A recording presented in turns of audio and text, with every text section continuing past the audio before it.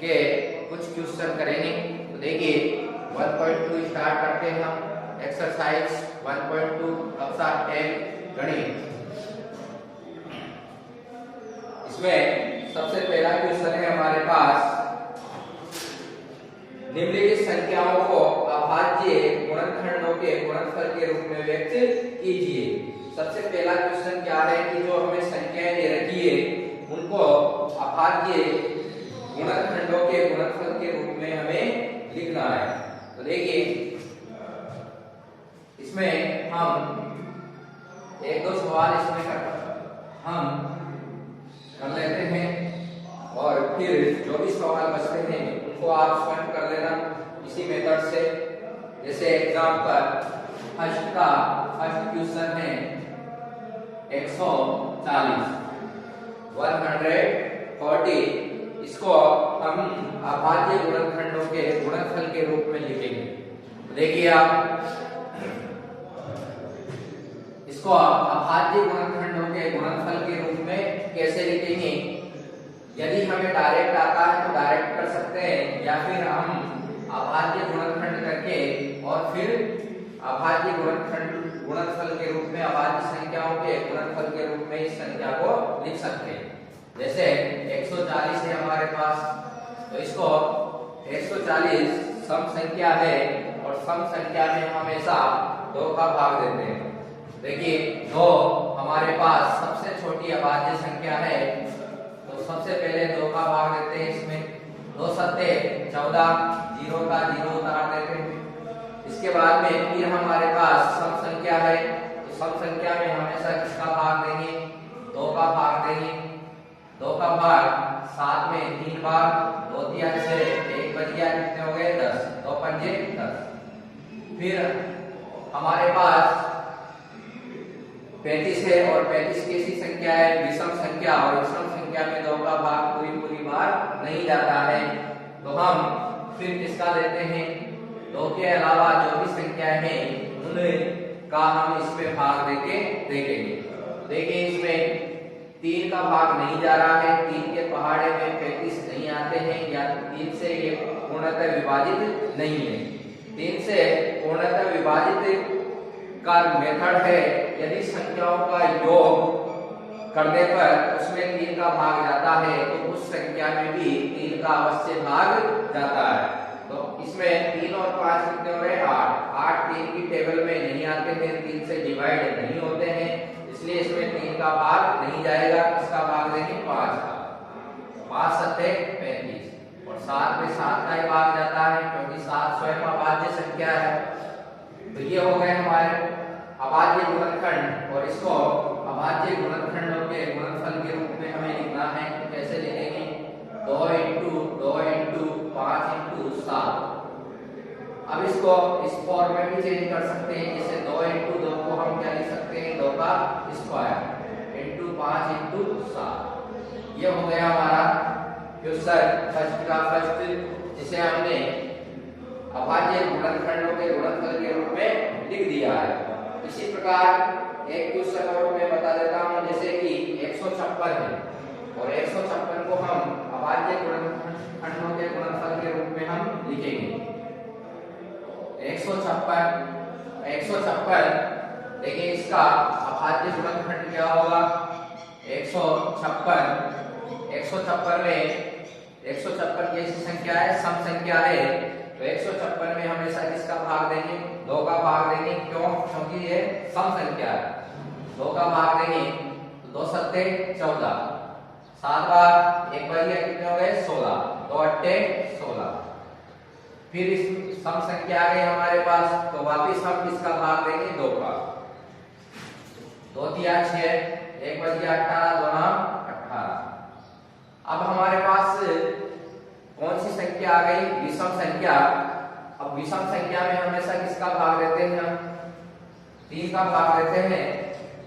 3 का भाग देंगे तो देखिए 3 एकम 3, 3 तिया 9, कितनी बार जा रहा है? 13 बार।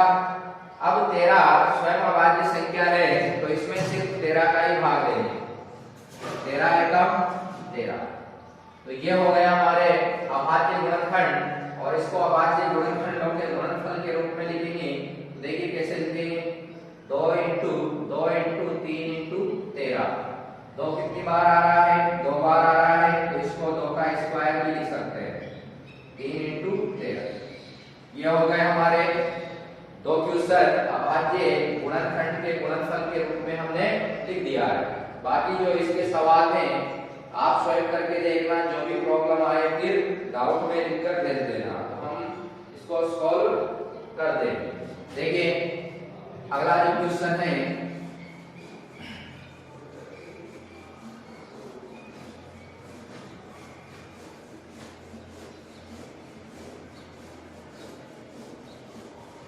अगला क्वेश्चन है सेकंड। उसमें हमें क्या करना है, पूर्णांकों के निम्नलिखित युग्मों के एलसीएम और एलसीएम ज्ञात कीजिए तथा इसकी जांच कीजिए कि दो संख्याओं का गुणनफल बराबर एचसीएफ इनटू एलसीएम।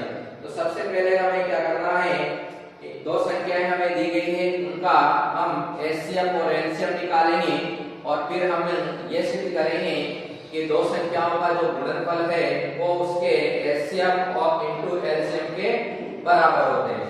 तो ये सिद्ध करेंगे, ये थ्योरम है कि दो संख्याओं का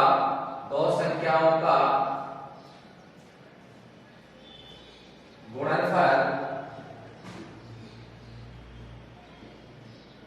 बराबर एचसीएफ इनटू एलसीएम, यानी कि दो संख्याओं का जो गुणनफल होता है वो उसके एचसीएफ इनटू एलसीएम के बराबर होता है। हम सिद्ध करके बताएंगे आपको। देखिए जैसे हमारे पास दो संख्याएं हैं 26 और 91, ये सेकंड का फर्स्ट क्वेश्चन है, 26 और 91।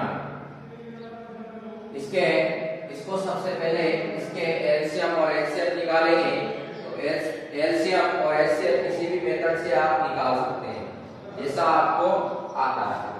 मैं तो अभाज्य गुणनखंड से इसका एचसीएफ और एलसीएम निकालूंगा।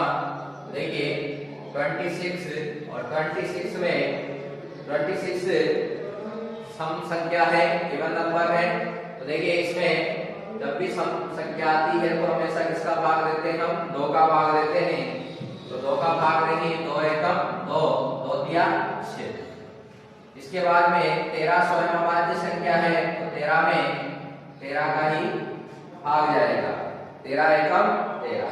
इसके बाद में 91 हमारे पास, 91 में देखिए 91 विषम संख्या है, तो ये तो पता ही है हमें कि विषम संख्या में 2 का भाग नहीं देते। इसके बाद में हम 3 का, तो 3 का क्या है रूल कि इन दोनों अंकों को जोड़कर यदि 3 से विभाजित होता है इनका योग, तो 3 से डिवाइड होता है। देखिए 9 और 1 कितने हो गए 10, और 10 3 से डिवाइड नहीं होता है, इसलिए 3 का नहीं देंगे। 5 का क्यों नहीं देंगे, क्योंकि 5 से वही संख्या डिवाइड होती है इसमें पीछे 0 या फिर 5 हो, तो इसमें 0 और 5 है ही नहीं, तो ये 5 से भी डिवाइड नहीं है। अब हम इसमें देंगे 7 का। देखिए 7 बन जाए 7, यानी 7 एकम 7, 2 बन गए और 21 हो गए, 7 या 21। 13 स्वयं अभाज्य संख्या है, तो 13 एकम 13। अब हम क्या निकाल लेंगे, इसका एचसीएफ और एलसीएम निकाल लेंगे। तो एचसीएफ और एलसीएम कैसे निकालते हैं, देखिए 26 को हम क्या लिखेंगे 2 इंटू 13, यानी कि 2 इंटू 13। इसके बाद में 91 को हम क्या लिखेंगे 7 इंटू 13। एचसीएफ तो जो भी हमें मिलता है वो क्या है, जो दोनों में मिलता है, दोनों के अभाज्य गुणनखंड हैं उनमें जो कॉमन आ रहा है वही क्या है एचसीएफ। तो इसका एचसीएफ क्या होगा 26 और 91 का। देखो 13 दोनों में मिल रहा है, 13 दोनों में मिल रहा है, इसका मतलब एचसीएफ क्या है 13।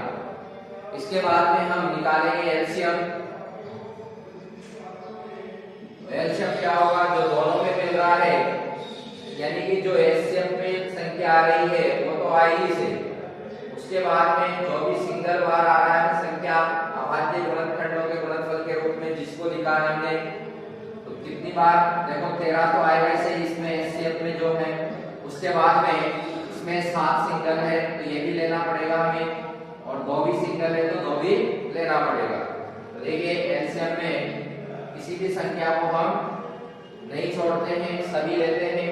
तो हमने 2 भी ले लिया और 7 भी ले लिया। कितने हो गए देखिए मल्टीप्लाई करने पर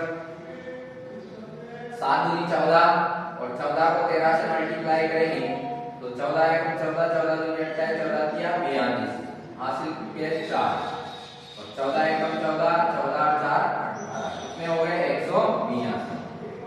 तो ये आ गया हमारा एचसीएफ और एलसीएम। अब हम दो संख्याओं का गुणनफल एचसीएफ इनटू एलसीएम के इक्वल है या नहीं ये चेक करेंगे। तो देखिए एचसीएफ इनटू एलसीएम या फिर दो संख्याओं का, वैसे तो मैंने ऊपर लिख रखा है वापस लिख देते हैं, दो संख्याओं का गुणनफल बराबर एचसीएफ इनटू एलसीएम। दो संख्याओं का गुणनफल हमारे पास दो संख्याएं हैं 26 इनटू 91 और एचसीएफ क्या है 13 इनटू 182। इनको मल्टीप्लाई करेंगे हम और देखेंगे कि दोनों समान आ रहे हैं या नहीं आ रहे हैं। तो सबसे पहले तो 91 को 26 से मल्टीप्लाई कर लेते हैं। देखिए 91 को 26 से मल्टीप्लाई करेंगे 6 एकम 6 और 6 नाम 54 इनटू 2 से करेंगे 2 एकम 2, 2 नाम 18, 6 4 2 6 5 8 13, हासिल के कितने हो जाएंगे 2366। इसको 13 से मल्टीप्लाई करेंगे 182 को,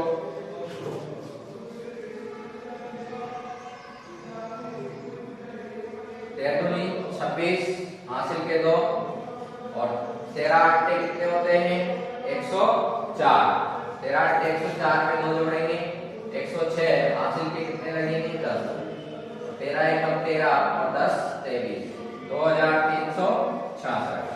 यानी कि हमारे पास दोनों तरफ एलएचएस भी बराबर है और आरएचएस भी बराबर है।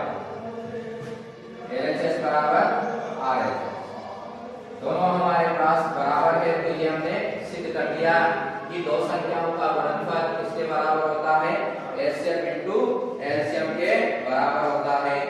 इसके बाद में हम क्या ज्ञात करेंगे, इसके बाद में और भी क्वेश्चन, इसमें 2 और क्वेश्चन है तो इसको आप करके देखना इसी मेथड से। ओके, अब इसका अगला क्वेश्चन है तीसरा क्वेश्चन, अभाज्य गुणनखंड खंडन विधि द्वारा निम्नलिखित पूर्णांकों के एचसीएफ और एलसीएम ज्ञात कीजिए। तो हमें इसमें 3 संख्याएं दी गई है और इनका एलसीएम और एचसीएफ हमें निकालना है। किस विधि से, अभाज्य गुणनखंड विधि द्वारा। तो देखिए हम इसके क्वेश्चन करेंगे।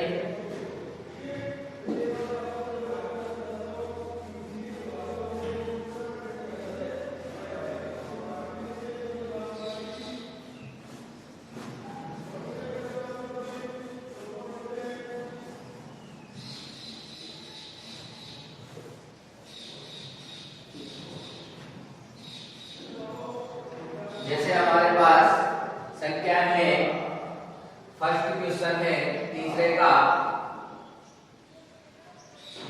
12 15 और 21, 12 15 और 21। इसका एचसीएफ और एलसीएम हमें निकालना है 3 संख्याओं का। तो कैसे निकालेंगे देखिए, किस विधि से, अभाज्य गुणनखंडन विधि से। तो अभाज्य गुणनखंडन विधि क्या है, वही जो अभी हमने एचसीएफ और एलसीएम निकाला है। तो इनके सबके अभाज्य गुणनखंड करेंगे हम। देखिए सबसे पहले 12 के अभाज्य गुणनखंड करेंगे। 12 के अभाज्य सम संख्या है 12, तो सबसे पहले किससे डिवाइड करेंगे 2 से, 2 छन 12, फिर 2 से 2 किया 6, 3 एकम, ये हो गए इसके अभाज्य गुणनखंड। फिर 15 के अभाज्य गुणनखंड करेंगे तो 15 में 3 का भाग जाता है, 3 का भाग देंगे, 3 पंजे 15, 5 एकम 5।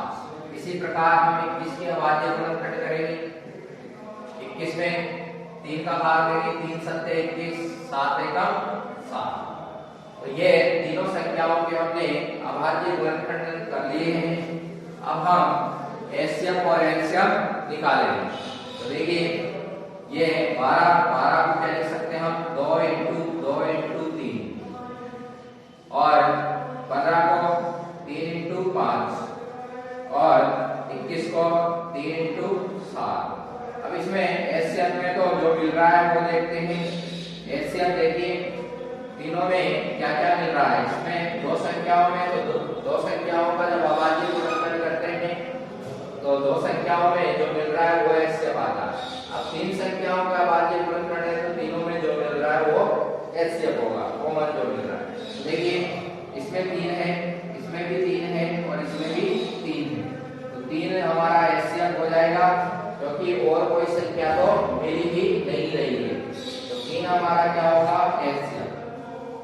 एलसीएम की बात करते हैं तो जो एलसीएम में हमने लिया है कॉमन वो तो आएगा ऐसे, बाकी जो संख्याएं हमने नहीं ली वो भी एलसीएम में लेते हैं। तो देखिए क्या क्या बच रहा है, 2 2, यानी 2 कितनी बार लेंगे, 2 बार। इसके बाद में और क्या बच रहा है, 5 बच रहा है, फिर 7 बच रहा है, ये वाला। तो इन सबको हम मल्टीप्लाई कर लेंगे तो हमारे पास एलसीएम आ जाएगा। जैसे 3 को 2 से मल्टीप्लाई किया, 3 दूनी 6 और 6 दूनी 12, 12 पंजे 60, और 60 को 7 से मल्टीप्लाई करेंगे तो 6 सत्ते 42, यानी कि 420। ये हमारा क्या हो जाएगा, एलसीएम और एलसीएम हो जाएगा। इसी प्रकार दूसरा तीसरा क्वेश्चन इसी प्रकार का है, कोई अलग नहीं है। तो हमें इस टाइप से हम क्या कर देंगे, इसके एलसीएम और एचसीएफ निकाल देंगे। तो आप अगले जो क्वेश्चन है वो करके देखना, सेम इसी प्रकार है, बहुत इजी है, ज्यादा हार्ड नहीं है। ये अभाज्य गुणनखंड हम 6, 7, 8 और 9 सभी क्लास में करते आ रहे हैं, तो इसमें कोई प्रॉब्लम भी नहीं होनी चाहिए।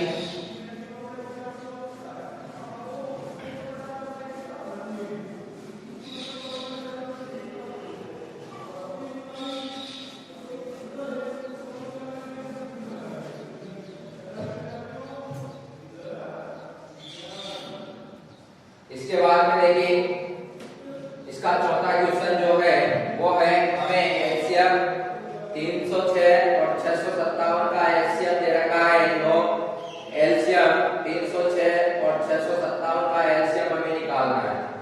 तो हमें एलसीएम दे रखा है चौथे क्वेश्चन में। एलसीएम संख्याएं कौन कौन सी है,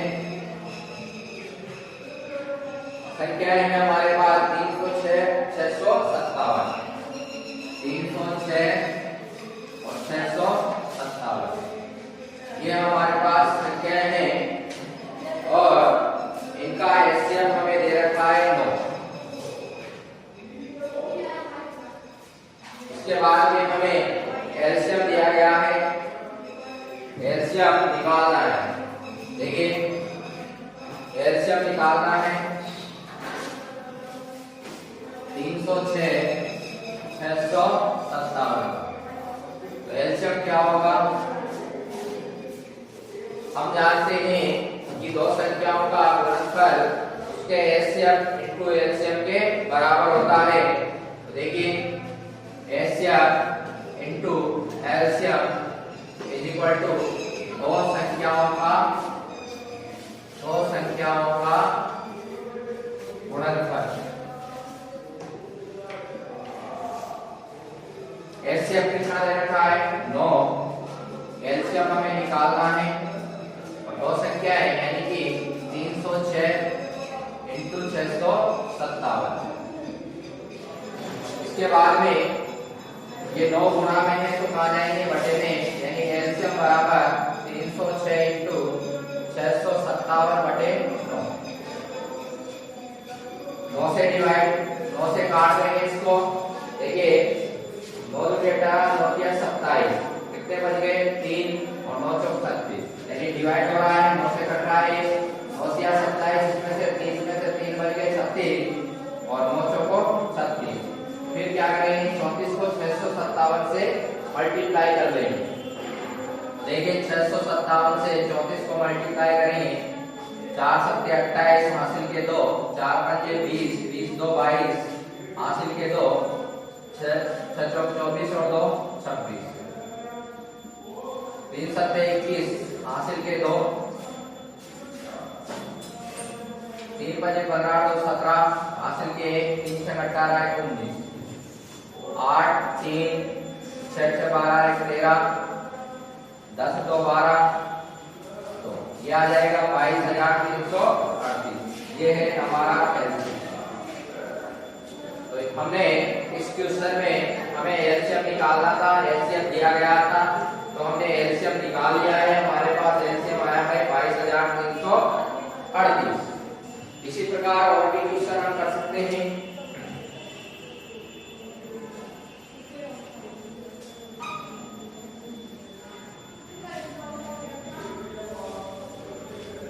जैसे हमारे पास छठा क्वेश्चन है कि व्याख्या कीजिए कि 7 × 11 × 13 + 13 और 7 × 6 × 5 × 4 × 3 × 2 × 1 + 5 भाज्य संख्याएं हैं और क्यों है।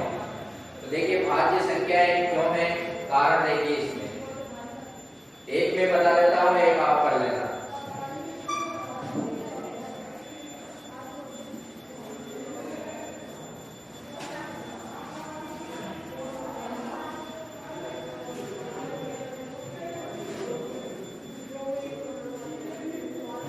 सात इंटू 11 × 13 + 13 7 × 11 × 13 + 13 इसमें हमें क्या कॉमन मिल रहा है 13 कॉमन आ रहा है हमारे पास। और 7 × 11 × 13 7 × 11 प्लस क्या बचेगा 1 यानी कि इसमें से 13 निकाला बाहर 7 × 11 बचा, इसमें से 13 बाहर निकाला 1 बचा। फिर उसके बाद में इनको मल्टीप्लाई करके लिख देंगे। 7 को 11 से मल्टीप्लाई करेंगे 77 + 1 13 × 77 + 1 क्या होंगे 78 और 78 को अभाज्य गुणनखंड के रूप में लिखेंगे। देखिए 78 क्या भाज्य गुणनखंड 2 × 6 2 18। इसके बाद में इसमें 3 से ही डिवाइड होगा 3 एकम 3 3 दिया 9 13 एकम 13। तो ये हो गए इस 78 के अभाज्य गुणनखंड 13 × 2 × 3 × 13 13 को 13 का स्क्वायर लिख सकते हैं 2 बार तो इस 2 × 3 को आगे लिख लो 13 स्क्वायर। अब देखिए हमारे पास एक प्रमेय है कि ये भाज्य संख्याएं क्यों है। तो देखिए एक प्रमेय है, प्रमेय क्या कहती है कि प्रत्येक ये प्रमेय है और प्रमेय कहती है कि प्रत्येक भाज्य संख्या को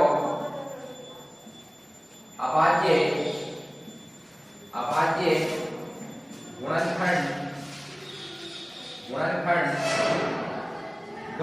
गुणनखंडों के गुणनफल के रूप में लिखा जा सकता है।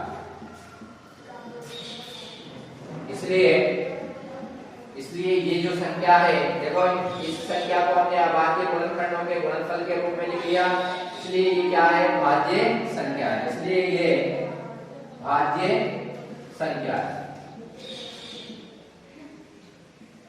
तो ये था हमारा छठा क्वेश्चन, जिसमें हमने एक क्वेश्चन कर लिया है, सेकंड आप स्वयं करना। इसके बाद में देखो 7वां क्वेश्चन, किसी खेल के मैदान के चारों ओर एक वृत्ताकार पथ है, इस मैदान का एक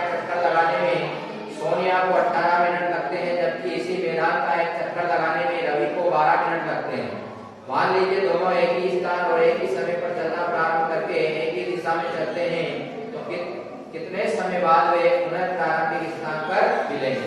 तो देखिए ज्यादा कुछ नहीं करना है, इसमें हमें एलसीएम निकालना है क्योंकि वो पुनः प्रारंभिक स्थान पर मिल रहे हैं, यानी उनका चक्कर लगाने का जो समय है वो अलग अलग है। तो देखिए हम जैसे कि एक चक्कर जो इसमें सोनिया को 18 मिनट लगते हैं चक्कर लगाने में, जबकि जो रवि है उसको 12 मिनट लगते हैं। तो दोनों किस समय मिलेंगे, ये एक चक्कर में, और इस चक्कर में सोनिया को तो 18 मिनट लगते हैं और रवि को 12 मिनट।